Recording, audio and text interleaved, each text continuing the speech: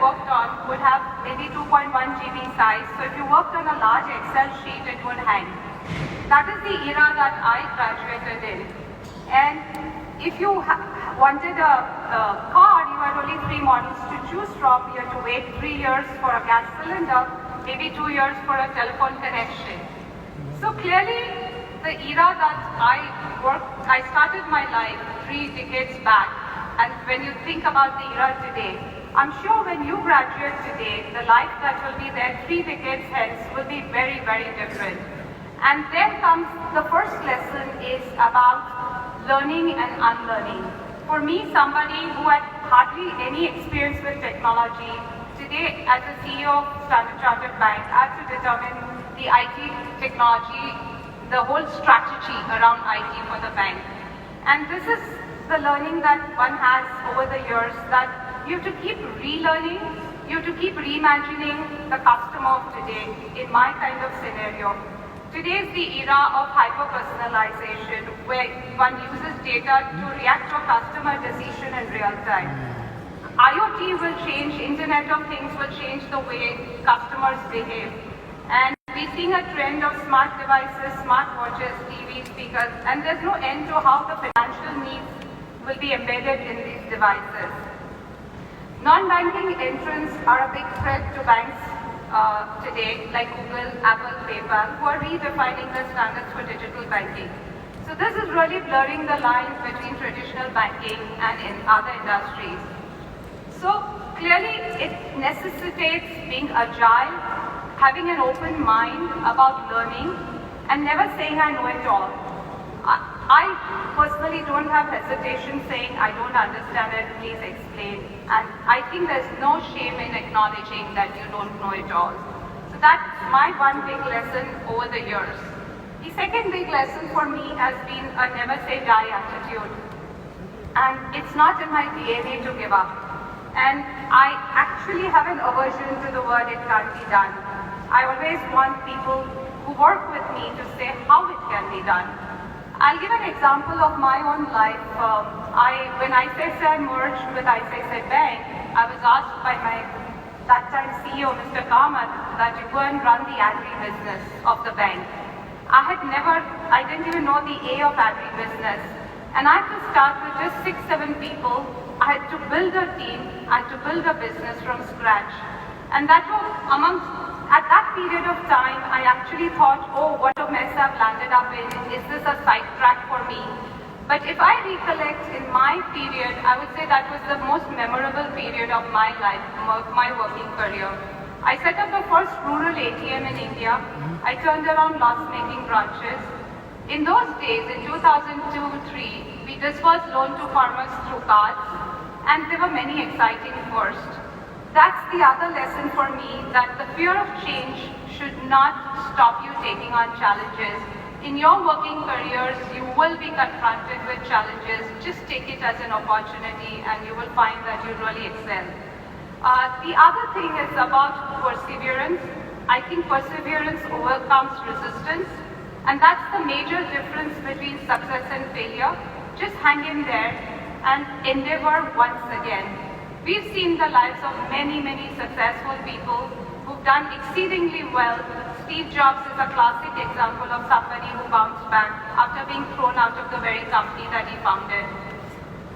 Thomas Edison, who invented the first light bulb, had to go through 10,000 prototypes before he finally perfected it.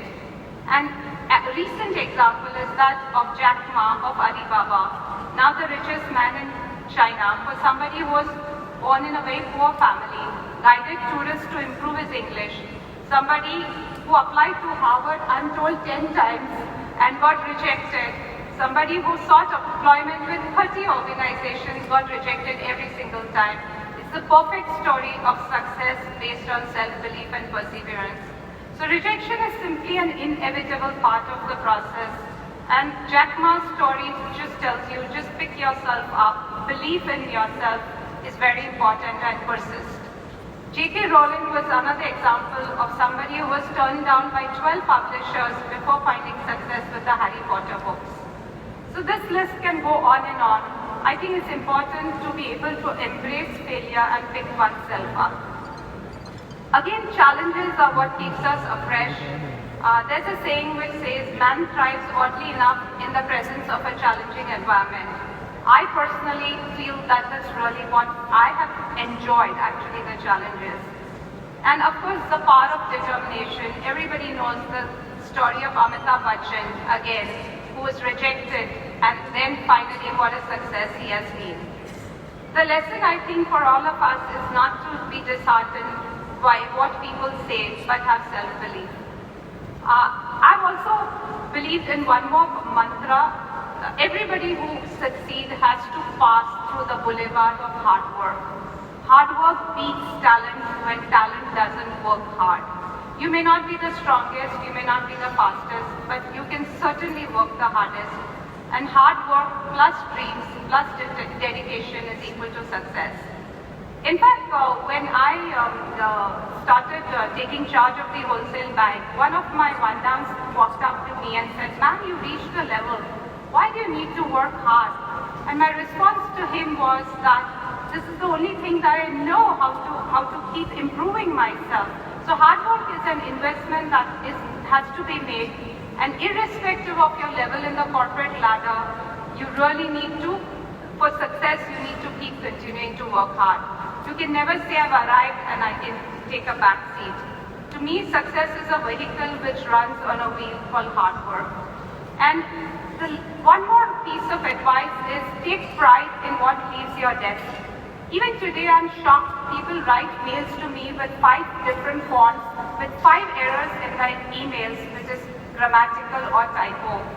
I think it's very important to be disciplined about this. I got my first lesson when my first boss was a lady who went on to become the joint managing director of ICICI Bank. And I used to, in my first year, make errors in the letters that I used to draft for her. And she had an eye for error. And after that learning, I have been so very particular, and it has really helped me in what I'm today. Because whatever work leaves your desk, there's to be a sense of pride and there's to be a sense of accuracy. And any boss who sort of reprimands you in your early life, my advice is take it as a great input and a great learning. My best learnings have been in the first 3-4 years of my life, where my bosses hauled me up, and I'm today because of the fact that they really hauled me up. And of course, dream big. I think, we've seen Mr. Rajkumar, he had a dream and he achieved it. I think life is all about success and failure, but in Mr. Ratan Tata's words, ups and downs are very important to keep us going, because a straight line, even in an ECG, means we are not alive. And I think it's very important to dream. Again, go back to my own example. I was like 2 or 3 years in my job, and one day I was sitting with my boss, and I told her, I don't think I'll even reach your level. And she was a general manager, and she reprimanded me, saying, never say that, never aim low, aim high. And that advice has stayed with me all my life. I was the first female CEO of Standard Chartered in the last 160 years of Standard Chartered's presence in India. And I often get asked about how difficult was it to get where I am today. My experience has been there's no discrimination. And I would say that to a lot of the women here today, that most organizations today have evolved for the better, and you are entering the workforce at a time where gender biases are declining by the day. And we've seen not only in banking, we've seen in the information technology field also, we've had very successful CEOs. There was a point where there was a Capgemini CEO who was a female, IBM, and many other, Hewlett Packard, many female CEOs. So clearly, I think only thing I would advise for the women is that choose a life partner who supports your ambition. And before I sign off, I would like to give one last piece of advice, which is the most important. Do not compromise on your ethics and values. Ethics is a very small word, but creates a lot of complexity. Our values are what makes us. As Mahatma Gandhi said, there is enough in this world for everyone's need, but not enough for everyone's greed. Our values act as the anchors when we have to make very tough decisions, and very often life is not black and white, it's always grey. And it's these value systems which will ensure that you make the right decisions. I end by wishing all of you well in the future. Remember, with great power comes great responsibility. If you met your goals, set some bigger goals. Once you've met your family and personal needs, move on to the goals of the society and become responsible citizens of the world. Do give back to society and make the world a better place. Thank you so much for inviting me, and all the very best.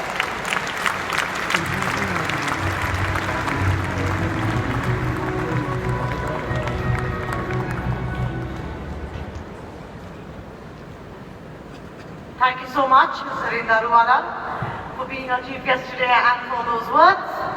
Now I would like to request the Principal Director of the Jindal Institute of Behavioral Sciences, as well as the Deans of the Jindal Business School, Jindal School of International Affairs, Jindal School of Governance and Public Policy, Jindal School of Liberal Arts and Humanities, and of course, the Jindal Law School's Vice Dean to join us on the dais. Thank you so much.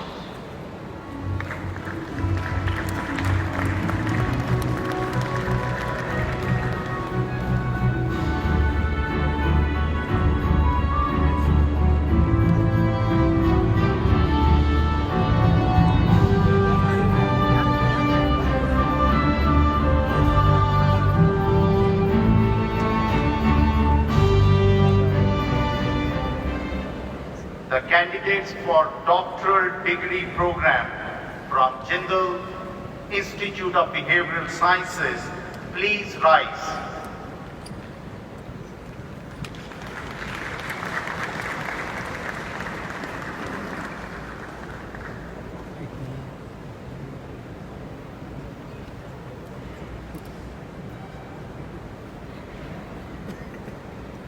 The candidates for the Bachelor of Arts degree in Liberal Arts and Humanities, please rise.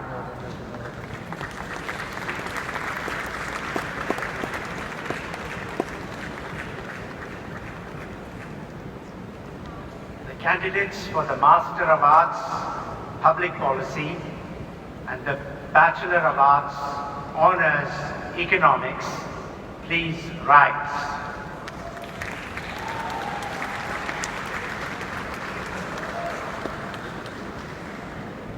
The candidates for MA Diplomacy, Law and Business and BA in Global Affairs Honours degree, please rise.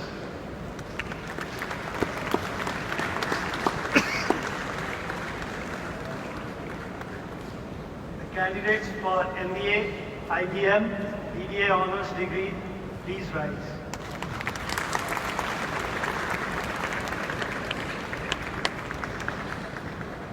Candidates for LLM, LLB, BA LLB Honours and BBA LLB Honours degree, please rise.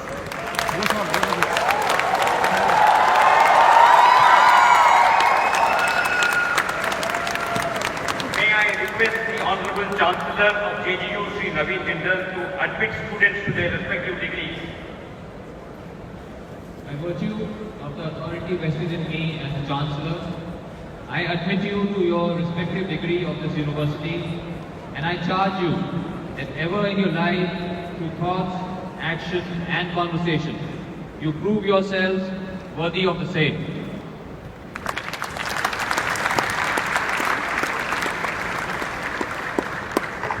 Thank you so much. We would like to thank the Principal Director of the Jindal Institute of Behavioral Sciences and the Deans of all 5 schools and request them to resume their seats. And with this, I would like to invite medal winners to come near the dais. We are going to be beginning the process of awarding the medals very shortly. Please may I request our guests of honor, Professor David Wilkins and Ms. Daruwala, to come forward to present the medals.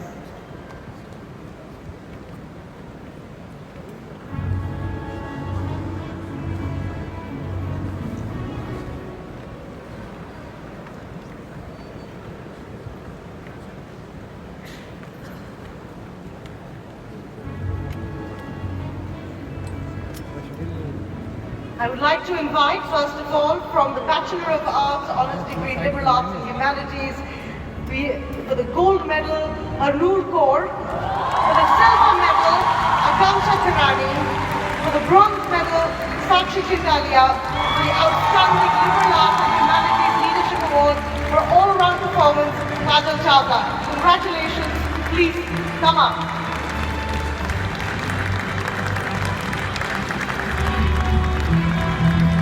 I would like to invite Professor Wilkins to present.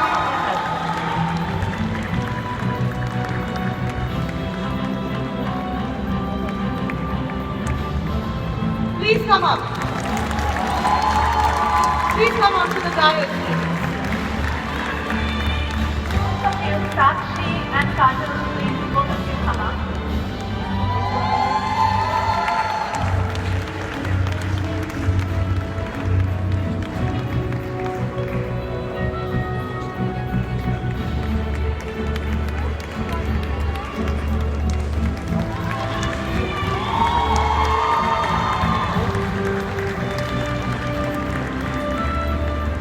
Now for the Master of Arts Public Policy, the gold medal goes to Dikshi Arya.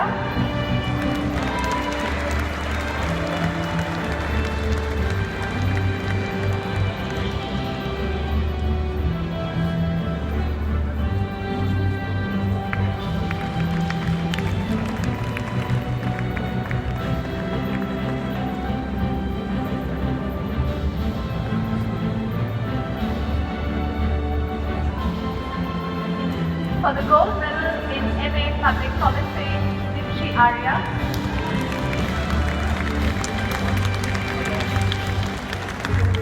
Silver, Ronik Hazarika.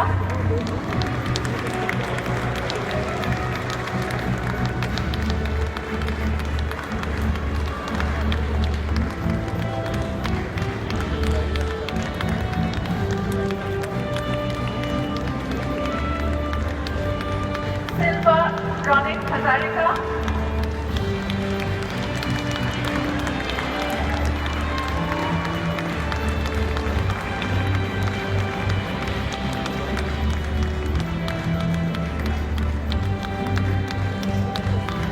The bronze medals go to Priyam Agarwala and Samriti Puri.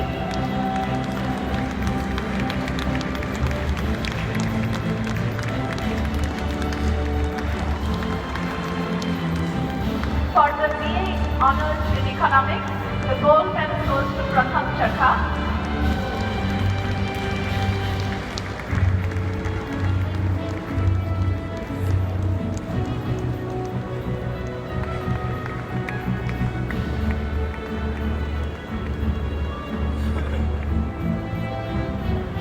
Pratham Chakha gets the gold in BA Honours Economics.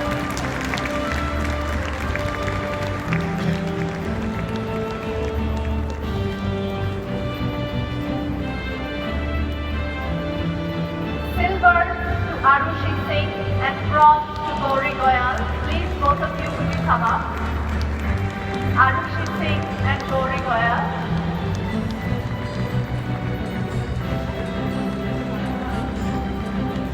The Outstanding Public Policy Leadership Award for all-round performance goes to Samhita Srinivas Ayaluri.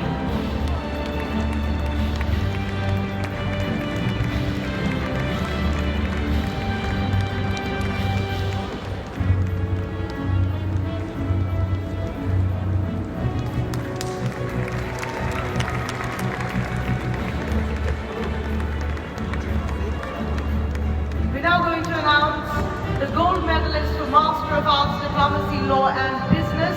The gold medalist Srijit S. is not here, unfortunately is in absentia. So I would like to invite the silver and bronze medalists to the stage, Lakshmi Priya Bibi and Savera.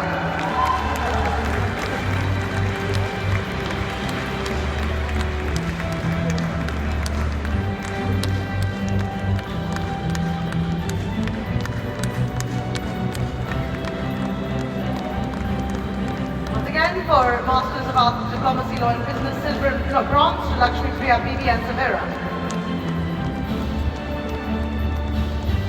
Bachelor of Arts, the Honours Degree in Global Affairs, the gold goes to Sneha Roy, silver to Ayush Kundu, bronze to Pragya Singh. Could you all come up on stage, please?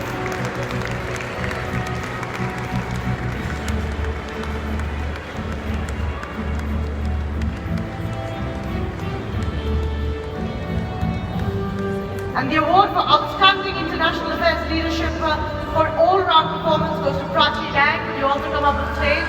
Congratulations.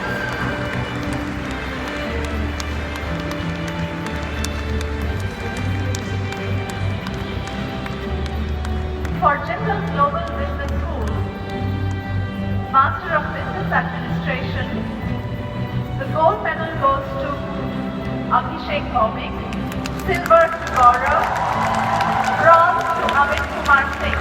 Please could you all come up on stage. Gold to Abhishek Bhaumik, silver to Gaurav, and bronze to Amit Kumar Singh.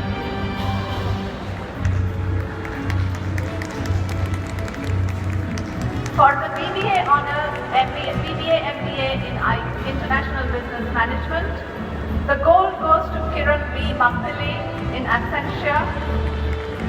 Ruchika Sharma gets the silver medal and also the Outstanding Management Leadership Award for all-round performance.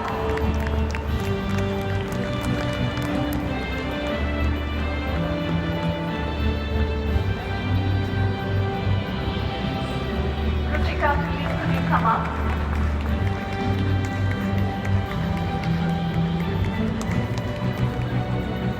Ruchika gets the silver and the Outstanding Management Leadership Award for all-round performance.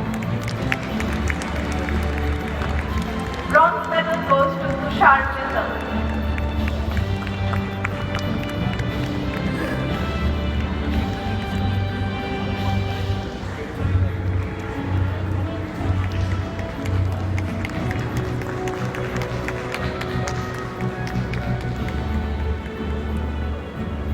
Bachelor of Business Administration Honours. The gold medal goes to Aparna Gupta, silver to Rupali Chakra, and bronze to Ritika Sharma. Please could all three of you come up on the stage. Gold to Aparna Gupta, silver to Rupali Chakra, and bronze to Ritika Sharma. Moving now to the law school, where the LLM gold medalist and the winner of the Nani Balkiwala medal, Vandana Katharaj. Silver goes to Gyanavi Bopaya and bronze to Sanya Kapoor. Please come up on the dais.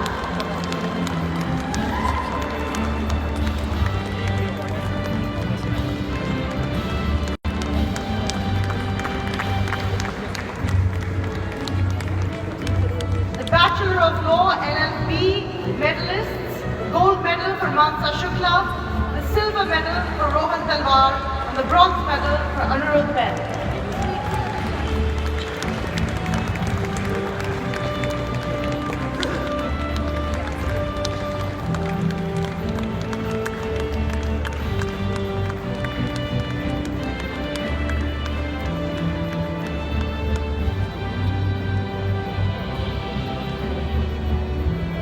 Once again, for the Bachelor of Law LLB, gold to Mansa Shukla, silver to Rohan Talwar, and bronze to Anirudh Ben. Please come up on stage.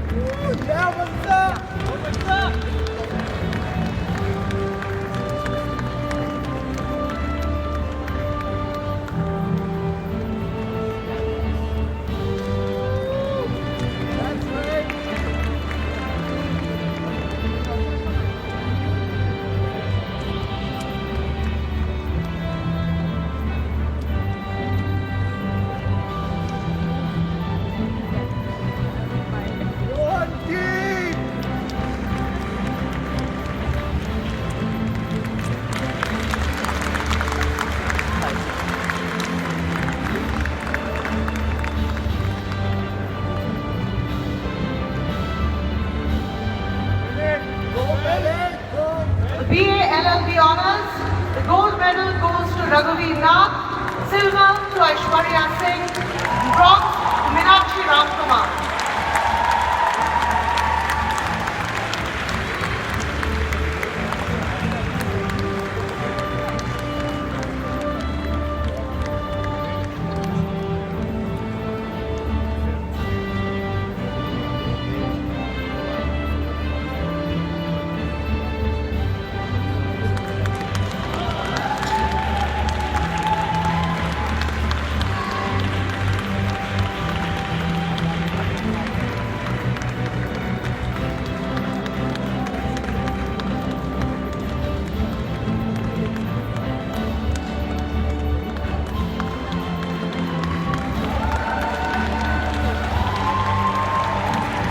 Finally, the BBA LLB Honours 2014, that gold goes to Kashish Jain, silver to Pushpak Chamaria, and bronze to Shubhat Yangi.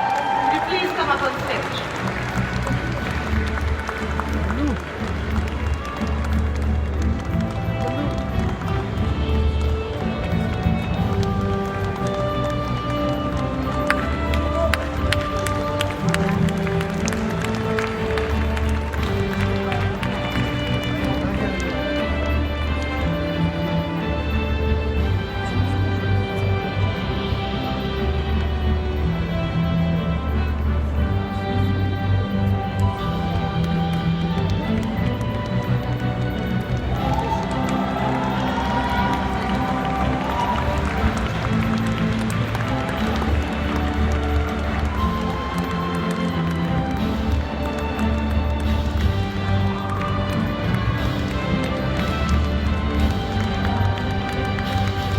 And finally, the Ashwin Maharaj Outstanding Law Leadership Award for all-round performance goes to Aditya Tyagarajan.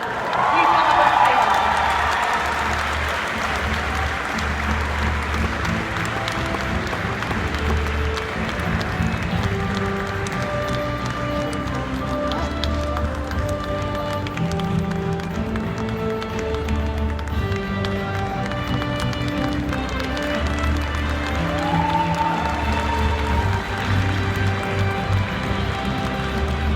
Thank you very much.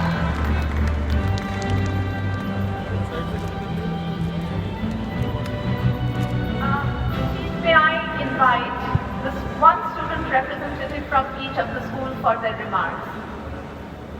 To begin with, we'll start with the Jindal Institute of Behavioral Sciences. Please could Mr. Arnab Bose and Ms. Sarni Jain come forward?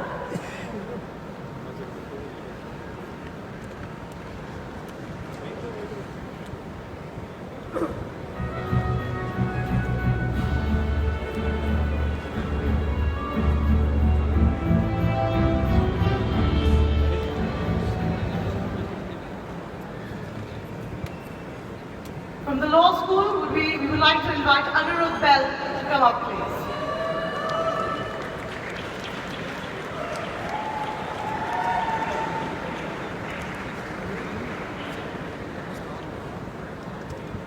From the business school, Ruchika Sharma.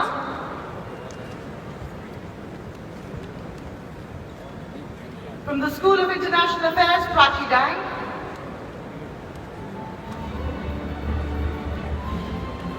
From the School of Governance and Public Policy, Samhita Srinivasa Alluri. From the Liberal Arts and Humanities School, Harnoor Kaur. And the International Student Representative, Sonam Seri.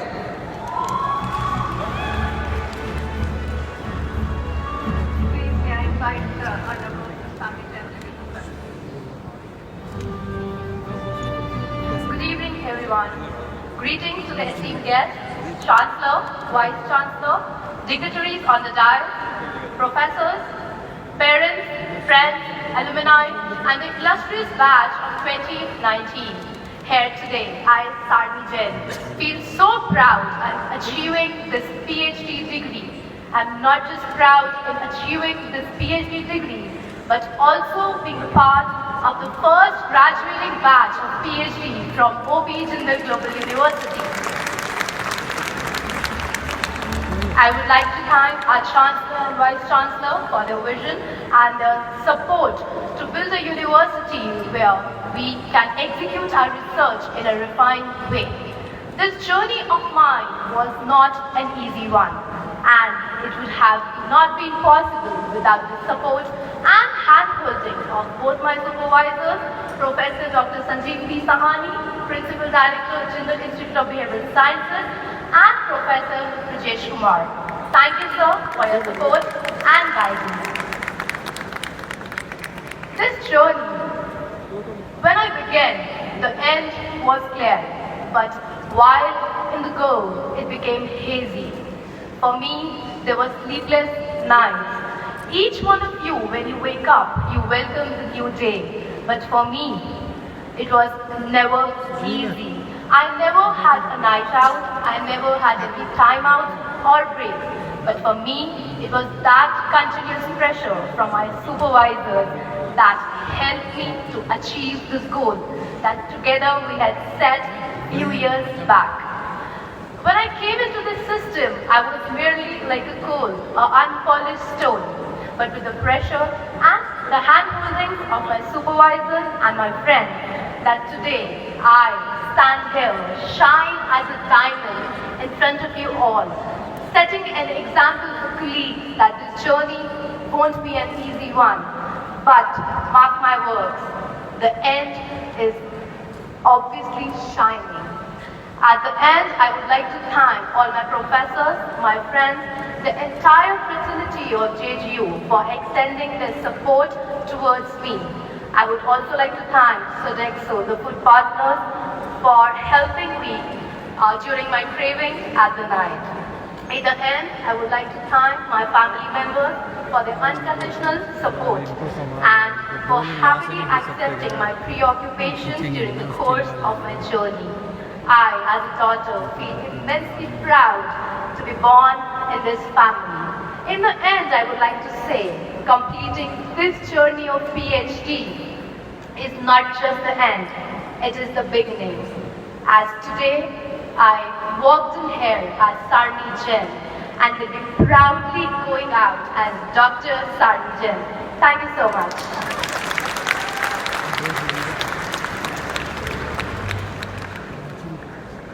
Students, you'll need to stay on for your photo opportunity later on and come on the dais. So please don't leave the hall at the moment. Thank you. Good evening. Being a mid-career doctoral candidate and accepting your convocation feels a little bit like Al Pacino accepting his Oscar. It took a long time coming. Now, having said that, true to sticking to Al Pacino's Oscar celebration speech, I have to thank a few people. I would actually first like to thank the late Shri O.P. Jindal. He was a huge inspiration not only for our Chancellor, but a lot of people, including me. He was a scholar in his own rights, and possibly, if he had the platform of this university, he would have also presented his thesis. I would like to, of course, thank my Chancellor and Vice Chancellor for providing the platform which doctoral candidates will come over here. And I can assure you, with a burden on my shoulders, that not only will be Sonepat remembered for the places nearby, but now the leading scholars of the world will be known to be coming from Sonepat. I would have to thank Professor Dr. Sanjeev P. Sahani, without whom this particular journey would not have been possible. He understood what I had to say. Not many people understood mid-career people who have a passion. He actually promoted rigor, practice with a sense of purpose in me. Thank you so much, sir. I would like to thank fellow faculty at JIPS. I would also thank the word global, because my thesis, the smart governance of built environment, has taken me not only to various parts of India, but also to Europe and Germany. Now, a truly global thesis has been made as a result of this. I would like to thank my Indian colleagues, especially Dr. Seema Sharma from University of Delhi, and Professor Dr. Annika Straczynski, who handheld me in my places in Germany. I would like to thank everyone except for one important thing that this thesis has found, and now I've found a sense of purpose, which is to take local action as a method of inclusive sustainable development, not only for India, for all the world. Thank you so much. Thank you. Students, please remain in the hall. You will have to come up on the stage with your degree for a photo opportunity. Please may I invite the student representative of JGLS, Anirudh, for his speech.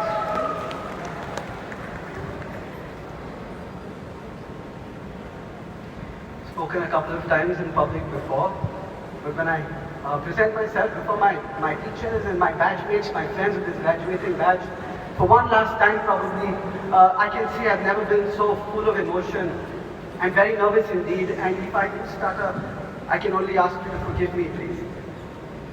Distinguished members of the dais, esteemed teachers, parents, staff, and most importantly, my dear friends and peers of this graduating batch of the Jindal Global Law School, good evening, and thank you very much for this opportunity to speak on this solemn occasion. I want to spend the next few minutes with you to reflect on our shared journey at law school and to offer thanks for what it has taught us.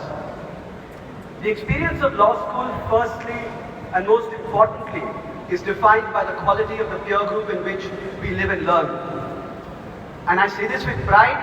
I know the faculty members who have taught us will attest to this fact, that this graduating batch of the Jindal Global Law School is the very best peer group one can ever hope to be a part of.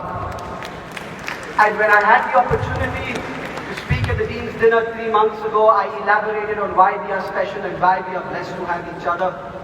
But on this occasion, I will go into just one point. Very early at law school, we understood the difference between ambition and drive. Ambition implies competition, a sense of ruthlessness, where one tries to get ahead of another at any cost. Drive, on the other hand, is infused with a sense of inspiration towards learning, with the awareness that we belong together, that we are journeying together towards a greater understanding, and we have learned to embody this in contradistinction to ambition. So driven have we been that our classroom experiences and chilling sessions have often broken up into fights, into celebration. We have cried uncontrollably, defending the opinions that we hold close, articulating heartfelt views, and in pouring our entire selves, our human personalities with all our prejudices and passions into this very process of learning, we came closer in touch with our own selves. And in this, we understood that the law is a creature of the human spirit, and that our learning of the law cannot and must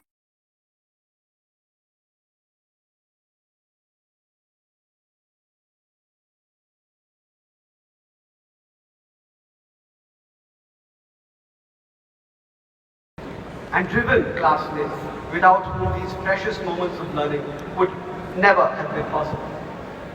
No statement of gratitude would be complete in this context without a tribute being paid towards the teachers who facilitated our education here.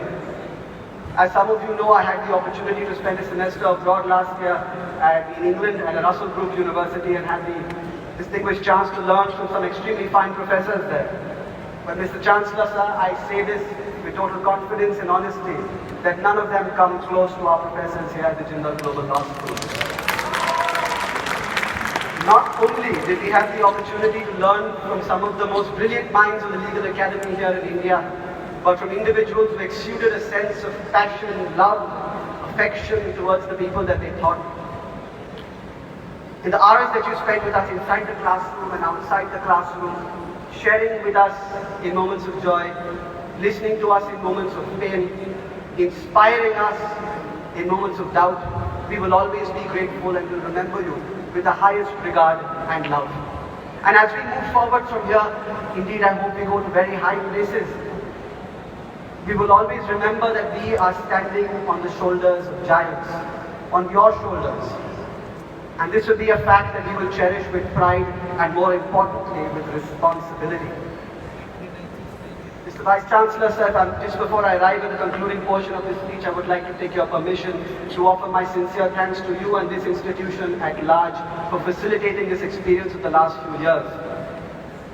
Sir, it was my greatest dream to study the law, and when this dream entered my mind 5 years ago when I was reading for a bachelor's in economics at the Loyola College, I could never have dreamed to see the gates of this university, sir, because I could not afford the fees here. But it is a toast to the public conscience and generosity of this institution towards its public spirit that it offers such a wide range of scholarships and opportunities to students of all kinds of backgrounds to seek out a world-class education of the sort that they get here at the Jindal Global Law School. And you will always have my lifelong gratitude, sir, you and this institution. And when we thank the university, we use the word university in its most inclusive sense. To all Global University, the Didis and Bhaiyas of the security, catering and housekeeping staff, thank you for looking after us with the highest professionalism and care. And though many of you are not here with us today, we remember you with the greatest warmth and the greatest gratitude. On earning our hard-earned degrees today, we will be entering an entirely new world. To characterize the tasks that we have ahead of us, I am reminded of a passage from a speech delivered by our first Prime Minister, Pandit Jawaharlal Nehru, on the 6th of October 1955 in Bangalore. It was titled The Emotional Integration of India. He says what we need to do is to build up this country into a mighty nation. Mighty, not merely in the ordinary sense of the word, that is in terms of a powerful military and so on. We need to build a mighty India, mighty in thought and action, mighty in culture, and mighty in our peaceful service to humanity. There is a poignancy to these words, and they return to us today with a special sense of urgency. As we walk out of these halls today, we will be greeted by the battle drums of some of the most pressing human rights battles of our age, by the cries of a warming planet, a planet on the verge of climate catastrophe. We will be greeted by the calls to build a more inclusive, peaceful and just world order for every living being on this planet. How will we meet this new world? What does the future hold? What will our part be in it? And as one ponders over an answer, a quote comes to mind, and I would request that you listen to it very, very carefully. To each there comes in their lifetime a very special moment when they are figuratively tapped on the shoulder and offered the chance to do a very special thing, unique to them and fitted to their talents. To each there comes in their lifetime a very special moment when they are figuratively tapped on the shoulder and offered the chance to do a very special thing, unique to them and fitted to their talents. What a tragedy if that moment finds us unprepared or unqualified for that which could have been our finest hour. What a tragedy if that moment finds us unprepared or unqualified for that which could have been our finest hour. If the last few years in this university leave me with one conviction, it is this: that one day each one of us will be asked in our own unique ways, will be figuratively tapped on the shoulder and asked to shake the hands that shake the world. What will come of shaking these hands, I do not know. But when we shake the hands that shake the world, we will look that force in the eye and we will not tremble. Our finest moment will find us prepared. And in this regard, I will conclude by remembering the benediction of one of India's most revered saints, Sri Guru Nanak Dev Ji. With thee are those who see afar, with thee is the Lord of might. All blessings pour on thee, great souls, all blessings pour on thee, great souls. To thee may come all right. Thank you for an opportunity of a lifetime.